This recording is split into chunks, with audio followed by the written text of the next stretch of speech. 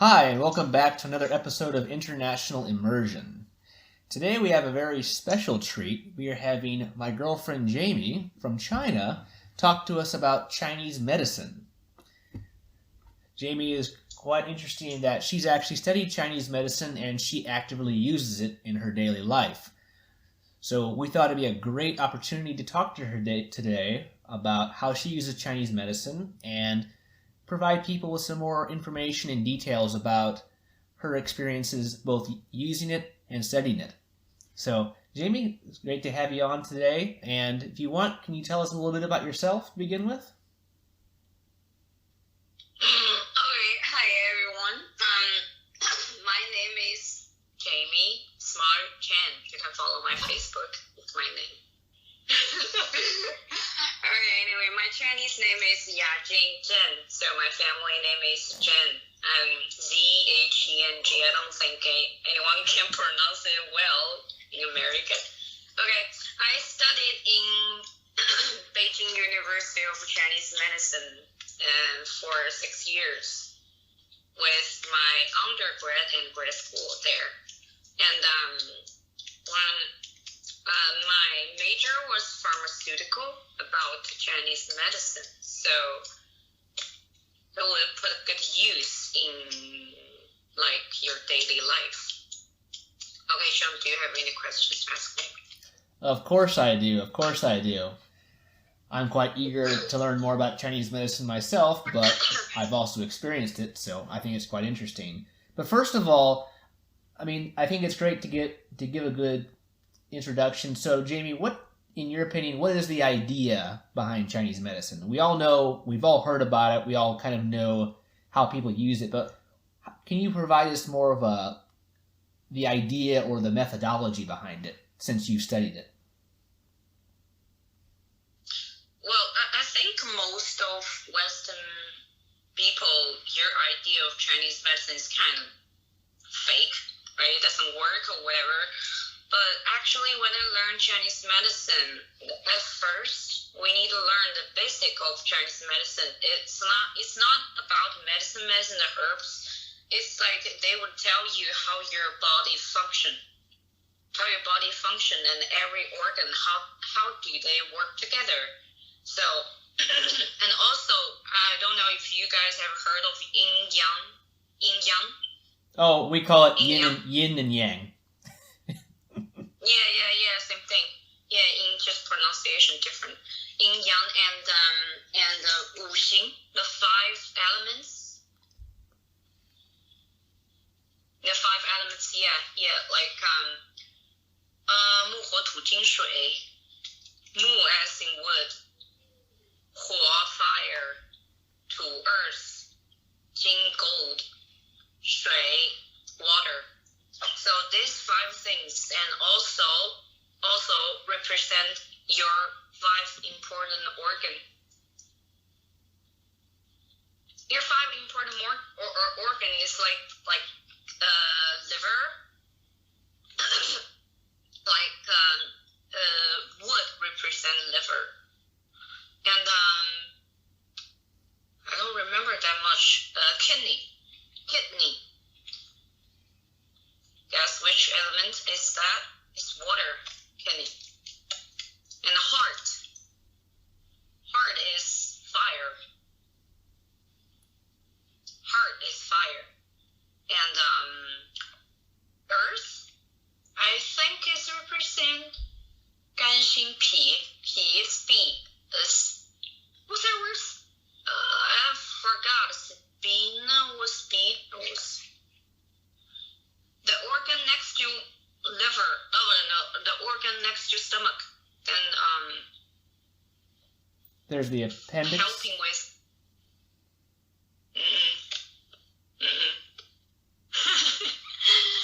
Let me check. Well, there's the appendix. There's the intestines. Spleen. Oh, the spleen. Is that word? Spleen? You're right, the spleen, yes. Yeah. Spleen is earth, and the gold is 肝心脾肺. Gold is your lungs. Okay, so I see you kind of break down each one into these elements to represent one organ each. That's pretty cool. And then together they form kind of a system. Yeah, how they work together. So you could say it's more of a holistic approach. You know, they look at the big picture of the body. Yes, so it's all about every organ, how they work together. So once something is wrong in anything, that your body show a symptom. But for Western medicine, you guys just focus on the symptom and like kill the symptom. But for Chinese medicine, you know the symptom, but they find the source of the symptom. Then they treat the source, so your symptom would go away. I see. Okay. With that.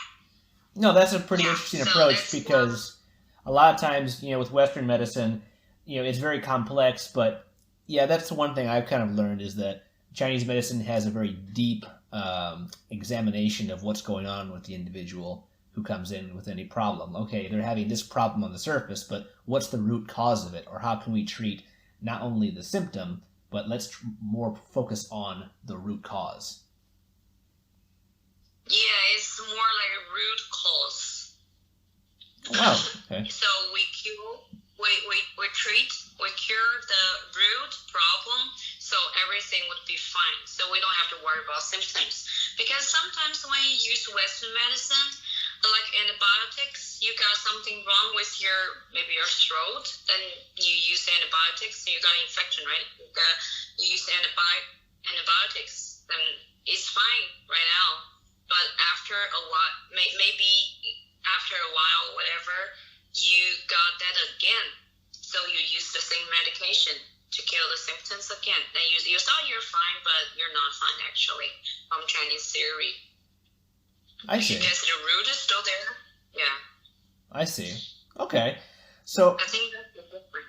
Okay, so the next question I'd like to ask you, Jamie, is how do doctors diagnose and prescribe it? Because you've given us an example of more of the thought or the thinking behind it. But how, from your experience, do doctors, you know, diagnose something and then prescribe the certain medication or certain type of Chinese medication for the person? Yeah, and there are 4 words for the Chinese doctor how to diagnose a patient. It's Wang, Wen, Wen, Qie, 4 characters. One is watch. You have to be there. The patient has to be there. Then the doctor just look at your face, because your face will show a lot, or your whole status of your whole body, how you stand, how you sit, how you do whatever. This is to check on from your appearance. And also they will check your tongue, because your tongue shows a lot about your body. For example, if your tongue is really big and it has like a mark of your teeth on the edge, sometimes your tongue is not like, the edge is not smooth, it's like a mark of your teeth. So that means your body's qi is not that enough. Qi is something that hold up your body. Maybe it was similar. It's like similar like your immune system, but it's not. It's not quite the same. It's so qi that holds up your body. So if your qi is not strong enough, that you're kind of weak. You would become weak. So if your tongue, it's just a simple example. If your tongue is very big, it's like swollen. Or you could say swollen. Swollen's a good way to describe it. Yeah. So when you push against your teeth, so that's why they make the mark of the edge of your tongue. So that means your body is kind of weak on that part. And also the color of your tongue. If it's very red, if it's kind of purple, that means you got a clot in your body of your blood clot. Not actual blood clot. It's like your body's blood is not very smooth. Oh, it's not the circulation. The blood as it flows through the body is not good. It's like it's having. In Western way, you can say circulation, but it's not actual circulation. It's like when you are sad, and when you're very annoyed, when you have bad mood, your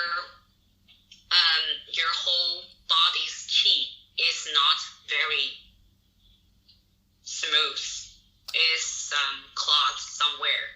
So you can maybe describe qi as more like the body's energy. Yeah, it's like energy. It's kind of like that. So like women, if they get angry or get in bad mood all the time, they would have a lot of they would have lumps in their breasts. Really? That's Okay. because of Interesting. that. Actually, it's not. It is that. It's not. I think I know it doesn't make sense from Western medicine theory, but it really makes sense in Chinese medicine. Okay. So because you're not incongruous, so everything of you is not smooth in your body, so kind of clot everywhere, somewhere. And for women, it shows in their breasts. Well, that's good to know if you're a woman. Maybe it explains a lot of things people here are having issues with, especially women. But well, we need to go back to how doctors diagnose everything. Sure. Patient. Okay, so that's one this example. is the first one. Yeah, this is first one is watch, and second one is when is here. Listen. Then they will listen to how you describe your symptom, and maybe from the tone of your voice, of everything, they will listen just to have an idea of what you get. And next step is when. When is ask. They would ask you about questions like from the first two steps, they have a general ideas of different possibilities you could have. So they would give you some questions to narrow it down to the problems has higher possibilities. So it's ask what do you have, or what are other things that you didn't mention in the second step. Then the fourth step is most important, and also is most complicated one is qie. Qie is they check your pulse. For Western medicine, it's like, okay, check your pulse. Is it still beating?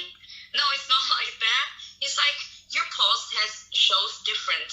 Like some pulse, if some pulse, you beat really strong. In general, it means you're healthy. But if it's too strong, that means you got heat in your body, and also different parts of your pulse. That's your pulse is like under on your wrist, right? Yeah. Wrist. Yeah, they can check your pulse on your wrist and then on your neck. On your wrist, under your along with your big thumb. Oh, really? Not Okay. your neck. Your wrist. And you put 3 fingers there from your wrist under your thumb, and each finger means one of your organ. I don't remember. Every finger means different, which specific organ. But one finger represent one organ, and it's the 5 important ones, right? So the last finger, left finger is kidney. Left hand is kidney. Right hand is another. We call it 命门. 命门 is like your. It's hard to explain. It's another type of kidney. Okay. So these are a couple of examples of how doctors would. So it actually sounds a lot like, going to a doctor here in the U.S. where they will. So the steps sound, very similar, but it's just more how they actually perceive and evaluate are a little different, but they follow a similar set of steps. Yeah, I think the most different part is the pulse part. You don't check your neck, you check your wrist, and every part of your pulse means different organ. Then you can check if anything wrong or whatever. And also the type of how your pulse beat means different things. I see. That's really complicated. No, you bring up a really good point. That it's quite interesting just how they can be both so similar in how they, how a doctor or a physician will use their technique to figure out what's going on with someone, but at the same time they can deduce different things from it, from a very similar, series of steps. So that's very interesting. So kind of going off from that, so that's how doctors do it. But so on kind of a simple facet, how do you use Chinese medicine for yourself? Because I'm sure everyone can focus on different things, or everyone has different problems naturally, so they're going to use different allocations or varieties of it. But how do you use it in your daily life?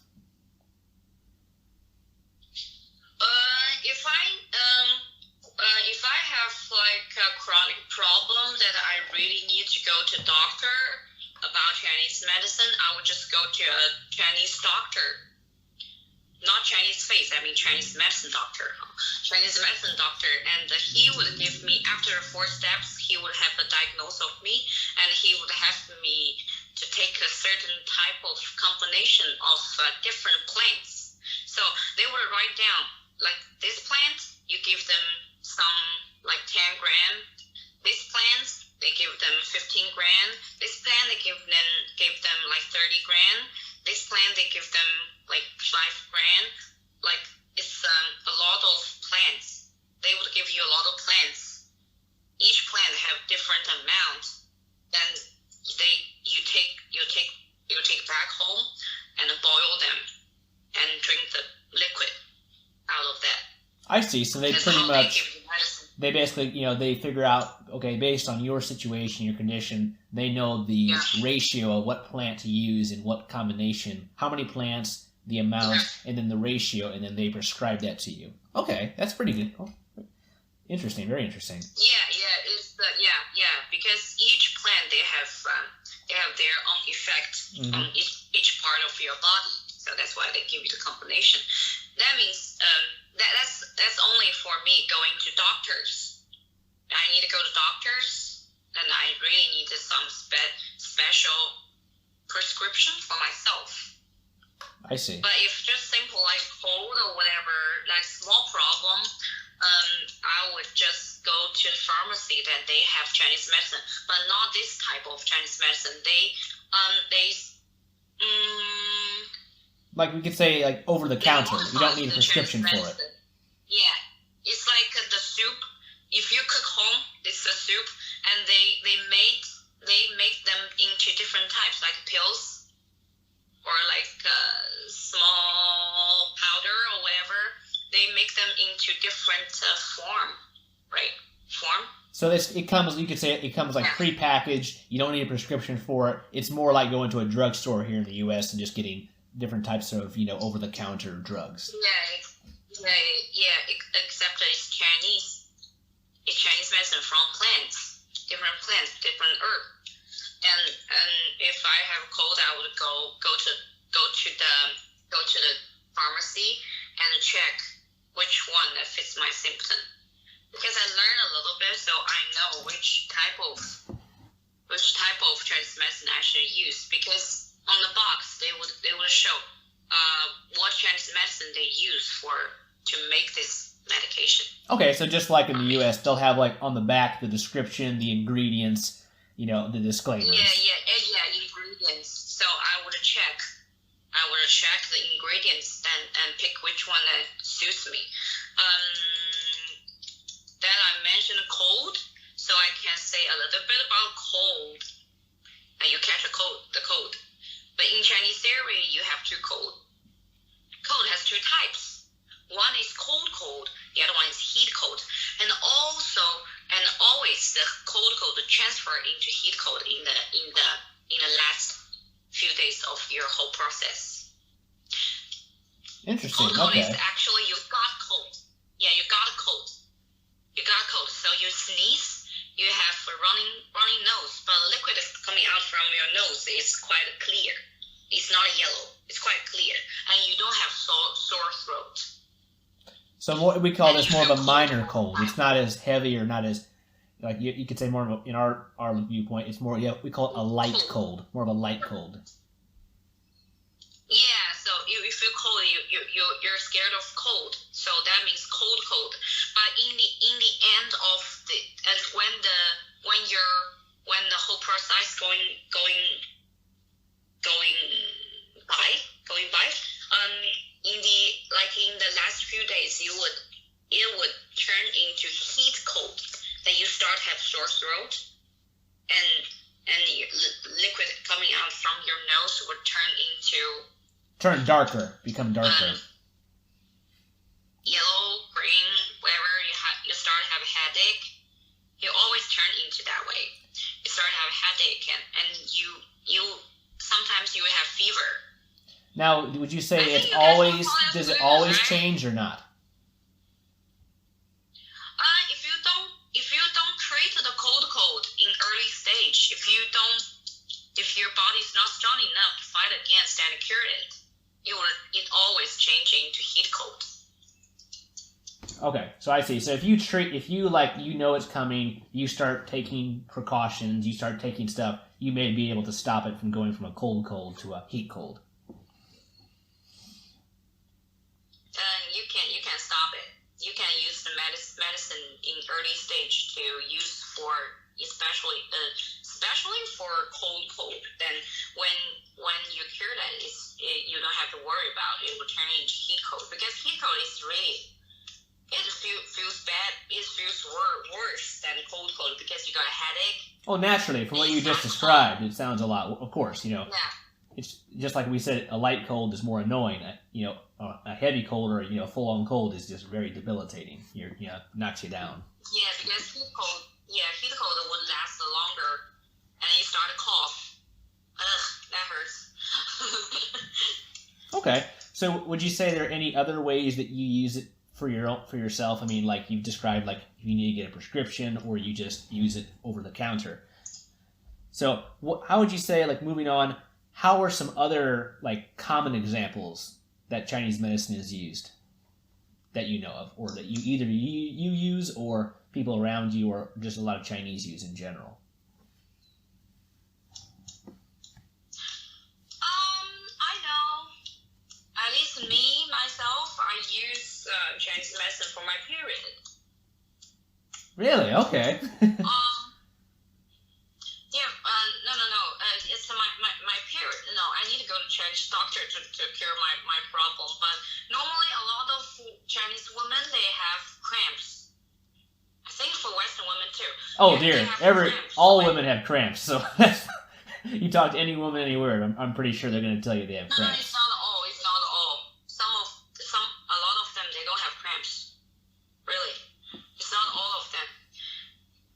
And the cramps caused by different reasons. So some of them is because it's too cold. Their body quality is too cold, so the blood cannot flow out very smoothly. So we have a theory: if your body is not smoothly everything, you cause pain. It causes pain. Yeah. So for example, they will have some Chinese medicine when they're having period. They take the Chinese medicine, the blood can come out. I see. So it goes in line with the idea that the body, if the body is in smooth condition, it's functioning well, things will of course go smoothly. But if the body is out of whack, not like in the best of shape, of course it's going to cause the different processes and aspects of the body to function irregularly or not as well as they should. So it fits in very well with what you described, kind of the holistic approach of the body being in harmony. It's just an example. It's just one example of women have cramps. Yeah, but like you said, it kind of goes with the larger picture you're giving us about the whole idea of Chinese medicine. It fits very well into that perspective you're giving us. Yeah, it's like in Western medicine for menstrual cramp, you guys just give them pain pills, right? It doesn't make it better. It just make you feel better, but it doesn't make this problem better actually. So yeah, that's just an example. And once remember, and your example, one thing when you were in America, then you got stomach problem and you really don't feel well. Then you go to doctors and then they didn't find anything wrong about you. But I know there's something wrong about you if you check a Chinese doctor. There's something wrong about you. So I give you the small. That's when you gave me those small. They look like little bean pods. Oh. And then you took. Yeah, I remember you took some. You put them in hot water. They started to dissolve, and I drank that. And after a while, my stomach started feeling better.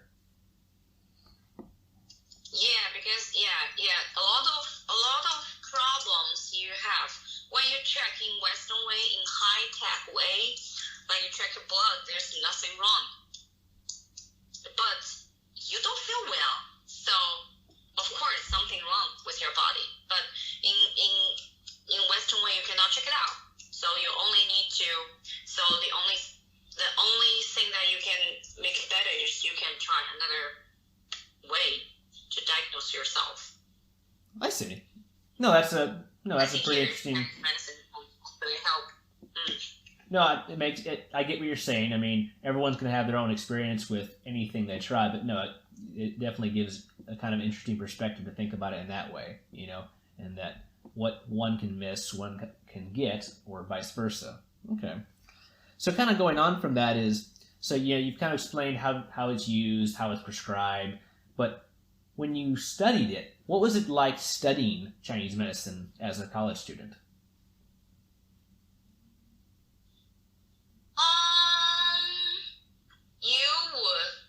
You need to study a lot.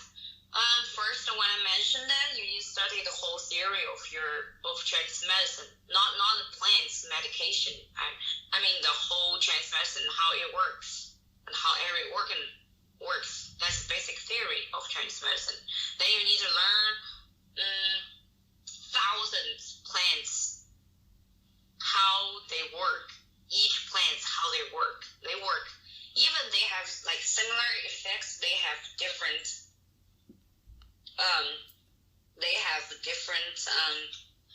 They still have quite a different effects. Yeah, they may be very similar, but if it's not the same, it's not the same. Yeah, and also they have qualities. Some plants, they belong to like cold quality. So if you take that too much, your body would become clot. Some of places will clot because it's too cold. So it sounds like a lot of memorization and a lot of knowing exactly what does what in certain situations, different circumstances. So it sounds like in many ways just learning like a doctor would here when they're going to medical school. Yeah, and then you go to intern, and after you finish all the clinic study of Chinese medicine, you need to go to a hospital to do an internship. Okay, so you have clinicals like we do here. So it sounds like it's a very similar process. A lot of background information, memorization, learning the functions, uses, etc., and then you actually go and do all the practical training and learning on site, and then eventually do an internship, and then after that you graduate. Yeah, I think the most different parts is the medicine itself. I mean the plants and Chinese and compares to Western medication. I think it's Chinese medicine is very, very complicated because each plant they don't just have quality, and also they work in different parts of your body. So you need to recite a lot. I remember a whole book I had to recite for 3 weeks. Finally, I got the first top rank in my major. That's impressive, but I'm sure you study for hours upon hours every day. Yeah. life there. Oh my god. Yeah, I think most medical professionals, when they get out of school, they're probably just so happy they've gotten through the grind, and now they're able to practice what they've been learning so long and for so long and so hard. No, that's really cool. That's really cool. Mm-hmm. So going on from there is, so now here's one that everyone's going to probably ask. In your opinion, what's your opinion of Chinese medicine versus Western medicine? Because, I'm sure you know about both, but, if you compare the two, what's your opinion when you compare both types of medicine or both methods of use?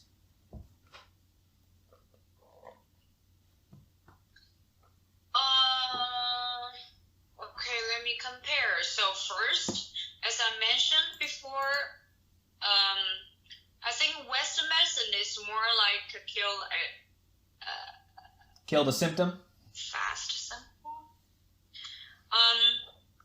They don't just kill symptoms. I know that.